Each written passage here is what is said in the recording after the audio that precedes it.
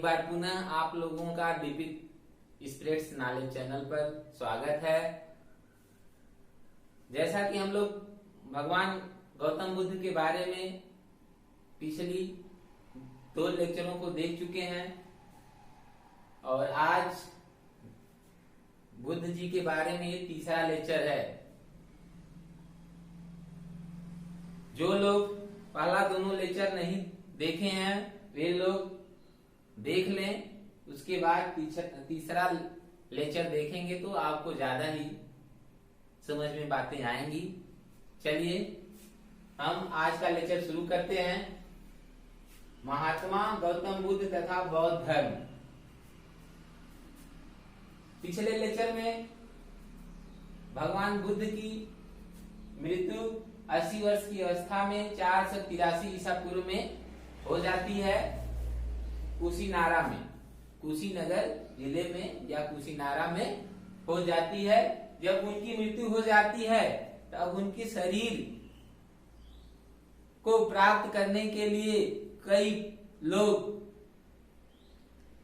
वहां पहुंच जाते हैं, इसलिए उनके शरीर को 8 भाग में बांट दिया जाता है और 8 भाग पर स्तूप बनाए जाते हैं।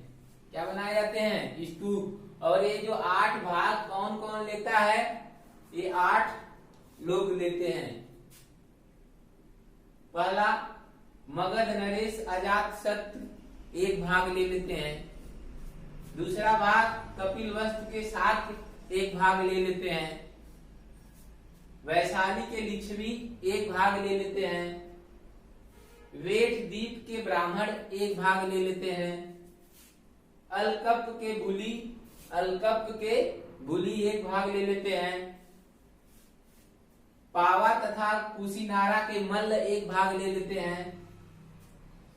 पिपलीवन के मोरी 1 भाग ले लेते हैं तथा रामगाम के कोली 1 भाग लेते हैं। इस तरह से भगवान बुद्ध के शरीर भाग को 8 भागों में बांट करके ये लोग आपस में ले लेते हैं तथा इन पर स्तूप का निर्माण कराते हैं। क्योंकि हम जानते हैं कि भगवान बुद्ध ने बौद्ध धर्म का निर्माण किया था, तो बौद्ध धर्म की क्या सिद्धांत हैं, क्या शिक्षाएं हैं, उनके बारे में जानते हैं। आइए जानते हैं बौद्ध धर्म के सिद्धांत। बौद्ध धर्म की क्या सिद्धांत थे? सबसे पहले जब भगवान बुद्ध को ज्ञान प्राप्ति होती है, ज्ञान प्राप्ति की घटना को संबोधि कहा जाता है। ज्ञान प्राप्त जब होता है तो ज्ञान प्राप्त होने की घटना को संबोधि कहा जाता है। जब ज्ञान प्राप्त होता है उसी समय भगवान बुद्ध को प्रतीत्य समुत्पाद का ज्ञान होता है। इसका मतलब है संसार की प्रत्येक वस्तु के उत्पन्न होने का एक कारण है। इसका मतलब है संसार के प्रत्येक वस्तु के उत्पन्न होने का एक कारण है। फिर आगे बौद्ध धर्म के सिद्धांत का जो मूल आधार है वह 4 आर्य सत्य बौद्ध धर्म के सिद्धांत के मूल आधार हैं। ये 4 आर्य सत्य क्या हैं? पहला है दुख, पहला आर्य सत्य दुख है। दूसरा दुख समुदाय। तीसरा दुख निरोध। चौथा दुख निरोध गामिनी प्रतिपदा। अब आते हैं, पहला देखते हैं दुख क्या है। जन्म लेना दुख है। जन्म लेना भी क्या है? दुख है। जरा वृद्धावस्था भी दुख है। जन्म ले लिए इस संसार में तब तमाम दुख आपको परेशान करता है। वृद्धावस्था आ जाती है तब भी आप बहुत ज्यादा परेशान हो जाते हैं, बार बार बीमार होना, शरीर काम नहीं करेगा, हाथ पैर नहीं काम करेगा, आंख नहीं काम करेगा, सब बेकार हो जाता है। वृद्धावस्था भी एक क्या है? दुख। व्याधि, व्याधि माने जो रोग, रोग भी एक दुख है। मरण, मृत्यु भी एक दुख है। अप्रिय मिलन, अप्रिय मिलन भी एक दुख है, अर्थात जिसे आप इच्छा नहीं करते हैं मिलने का, अगर वो भी मिलता है कुछ तो अप्रिय मिलन, अप्रिय मिलन भी दुख है। वियोग, अर्थात अपने प्रिय वस्तु को छोड़कर अगर आप दूर जा रहे हैं तो वियोग हो रहा है, तब भी क्या है? दुख है। सबम दुखम, सबम सब्बम, सब्बम दुखम। भगवान बुद्ध जब देखते हैं कि पूरा संसार दुख से भरा हुआ है तो वो कहते हैं सब्बम दुखम, अर्थात सभी वस्तुएं दुखमय हैं, सभी वस्तुएं दुखमय हैं। अब दूसरा हम पढ़ेंगे आचार आर्य सत्य का दूसरा जो है दुख समुदाय। तो दुख समुदाय का मतलब दुख के अनेक समुदाय, अनेक कारण है। दुख समुदाय का मतलब दुख के अनेक कारण हैं, अनेक कारण हैं। दुख समुदाय मतलब दुख कई तरह का है, दुख के अनेक कारण हैं, दुख के अनेक कारण। दुख समुदाय मतलब दुख के अनेक कारण हैं। मूल कारण क्या है? अविद्या, मूल कारण अविद्या तथा तृष्णा, लालच। अविद्या तथा तृष्णा, लालच, ये मूल कारण है। सभी दुखों का सामूहिक नाम, सभी दुखों का सामूहिक नाम जरा मरण, जरा मरण। जरा मरण का मतलब जीवन मरण के बंधन से मुक्त न होना, यानी बार बार जन्म लेना, बार बार मरना, ये क्या है? सभी दुखों का सामूहिक नाम है।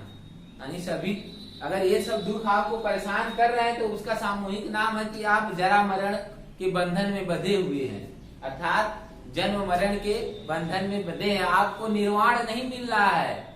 निर्वाण का मतलब क्या होता है? जरा मरण से मुक्त हो जाना, दीपक का बुझ जाना, निर्वाण को प्राप्त हो जाना, मोक्ष को प्राप्त होना का मतलब जरा मरण के से मुक्त हो जाना, अर्थात दीपक का बुझ जाना। चलिए, अब अविद्या से लेकर जरा मरण तक 12 कड़ियां हैं। अविद्या से लेकर जरा मरण तक 12 कड़ियां हैं,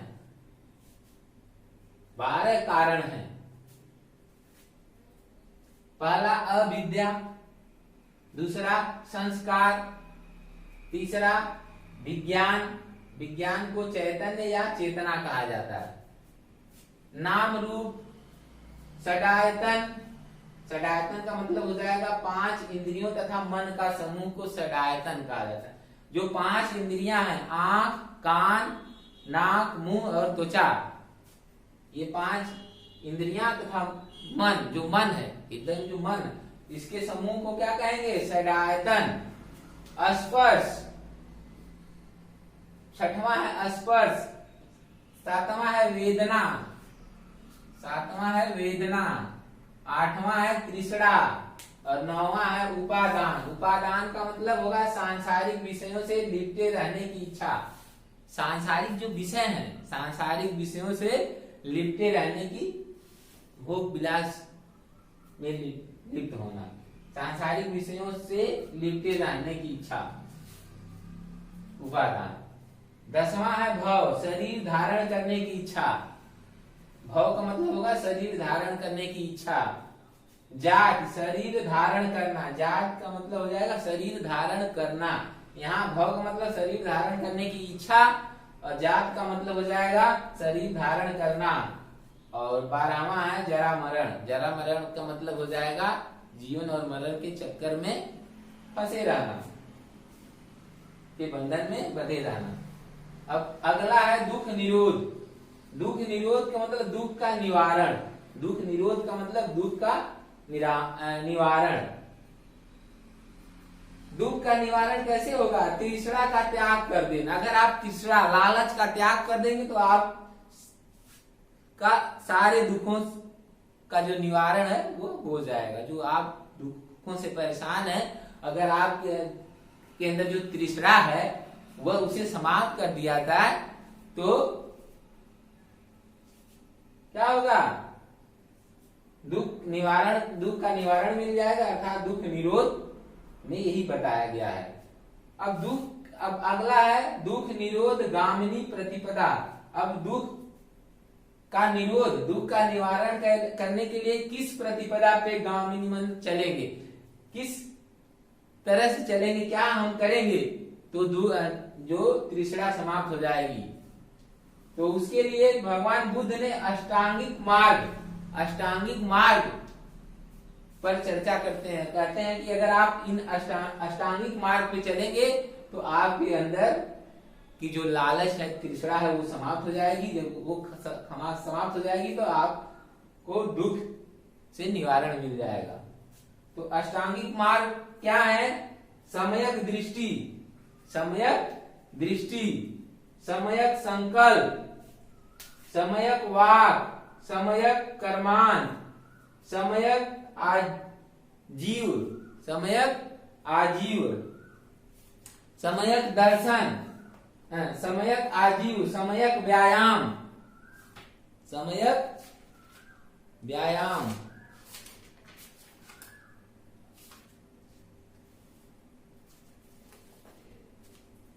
क्या होता है? सम्यक व्यायाम, सम्यक स्मृति, सम्यक समाधि। ये 8 हैं, ये 8 अष्टांगिक मार्ग है। अगर इन पर आप चलते हैं तो आप क्या होगा? आपके अंदर की तृष्णा खत्म हो जाएगी और आप दुखों से आपको छुटकारा मिल जाएगा। आप जीवन मरण, जो जरा मरण का जो कंडीशन है उससे आप मुक्ति पा जाएंगे, अर्थात आप निर्वाण को प्राप्त कर सकते हैं। और आपके अंदर ये जो दीपक जल रहा है जरा मरण का, ये बुझ जाएगा और आप क्या होगा? आप निर्वाण को प्राप्त कर लेंगे। सम्यक दृष्टि का मतलब जो वास्तविक स्वरूप है, वस्तुओं के वास्तविक स्वरूप को देखना। ऐसा नहीं है वह वस्तु जिस रूप में है उस रूप में देखना, ना कि उसके निगेटिव पॉइंट को देखना, उसके बारे में गलत धारणाएं करना, ये नहीं। सम्यक दृष्टि का मतलब यही है, आप सही देखिए। सम्यक दृष्टि, सम्यक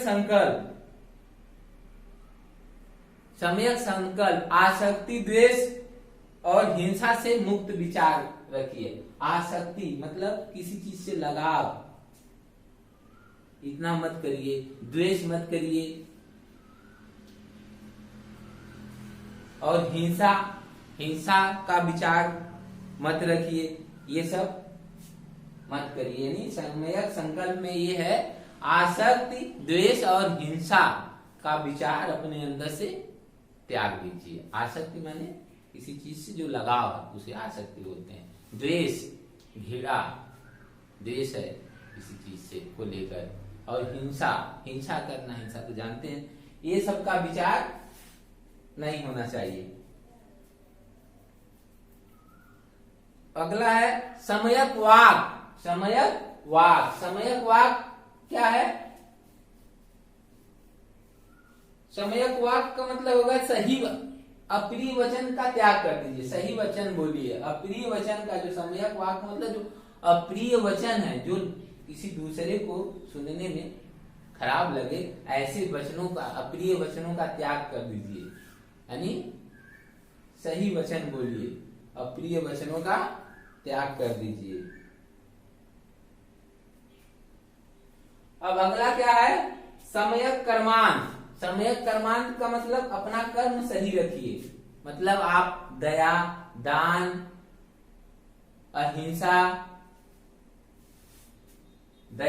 अहिंसा और सत्य जैसे कर्म करिए।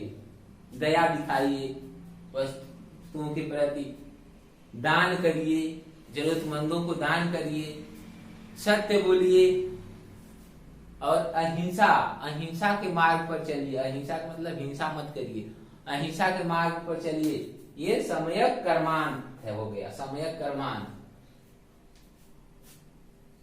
और सम्यक आजीव, सम्यक आजीव का मतलब सदाचार, सदाचार आपका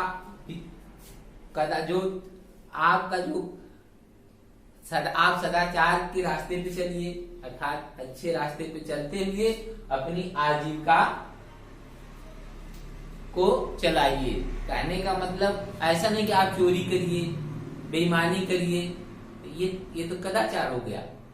सदाचार के रास्ते पे चलते हुए आप अपनी आजीविका को जुटाइए, आजीविका प्राप्त करिए, आजीविका प्राप्त करिए अर्थात अपना जीवन व्यतीत करिए। सम्यक व्यायाम, सम्यक व्यायाम, असम्यक व्यायाम का मतलब आप विवेकपूर्ण कर्म करिए, विवेकपूर्ण कर्म करिए। सम्यक स्मृति,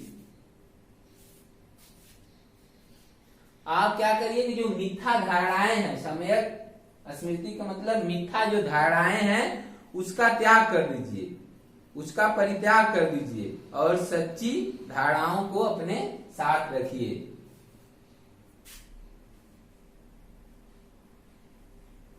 अब अगला है सम्यक समाधि। सम्यक समाधि का मतलब मन और चित्त पर